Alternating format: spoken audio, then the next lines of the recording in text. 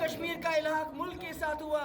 उमर अब्दुल्ला जब बीजेपी में वजीर थे तो पोटा बनने से पहले यहाँ लागू किया गया, शातू उसमें बैन होगी।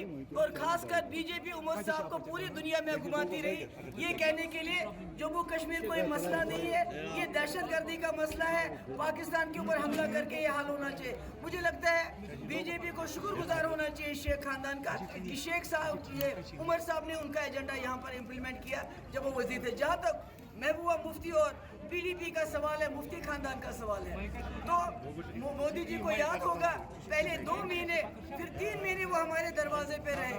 उनके लोग कि खुदा के लिए हमारे साथ सरकार बनाओ और आप जो शर्त रखोगे हम आपके साथ सरकार बनाने के लिए तैयार हैं। और हमने शर्तें रखी 370 के साथ छेड़छाड़ नहीं करना और रास्ते खोलना, एस्पा खत्म करना, पाकिस्तान से बात करना, हुर्रियत के साथ बात करना, जिसके लिए उन्होंने वहाँ से बहुत बड़ा डेलीगेशन भेजा।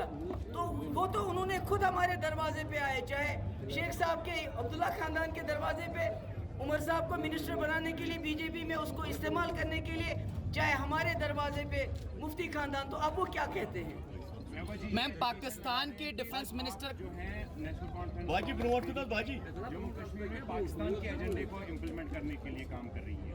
मेरे ख्याल में अगर पाकिस्तान का एजेंडा अब्दुल्ला खानदान ने इम्प्लीमेंट किया होता तो जम्मू कश्मीर हिंदुस्तान का हिस्सा नहीं होता, पाकिस्तान का हिस्सा होता, ये आज़ाद होता। ठीक है मैम, नेशनल कॉन्फ्रेंस और कांग्रेस का जो मैनिफेस्टो है उसको लेकर के पाकिस्तान में बल्ले बल्ले हो रही है। जो ख्वाजा आसिफ का बयान आया, जो डिफेंस मिनिस्टर हैं पाकिस्तान के, कल प्रधानमंत्री ने भी श्रीनगर में यही कहा है कि बल्ले बल्ले हो रही है पाकिस्तान में। मुझे लगता है बीजेपी हर महाज पे नाकाम हो गई है। उन्होंने कहा था हम हर साल 2 करोड़ नौकरियां देंगे, 10 साल में 20 करोड़ नौकरियां बनती हैं।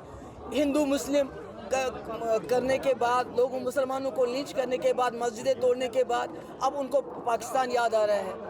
तो ये तो सिर्फ उनका अपना फेलियर छुपाने के लिए उल्टी सीधी बातें करते रहते हैं। Thank you.